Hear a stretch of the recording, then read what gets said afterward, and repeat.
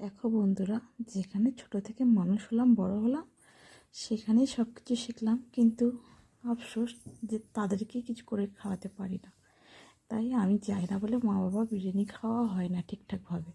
তাই আজ আমি মাকে বললাম যে চলো আজ আমি তোমাকে বিরিয়ানি শিখিয়ে দিই, কিছুটা হলেও তুমি যতটা পারো তাই করো।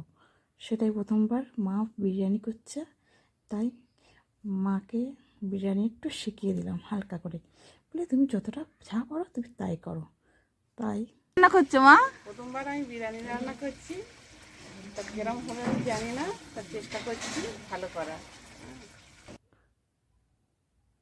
মা রেডি হয়ে গেছে বিরিয়ানি করতে। ফার্স্টে ভাতগুলো দিয়ে তারপরে মাংস আলুগুলো দিয়ে পুরো রেডি করে ফেলেছে। এবারে আমাদের বিরিয়ানি প্রায় রেডি হয়ে গেছে। আর সত্যি বলতে কি বিরিয়ানিটা খুব সুন্দর হয়েছিল, মা প্রথমবার বানিয়েছে, তা খুব সুন্দর হয়েছে।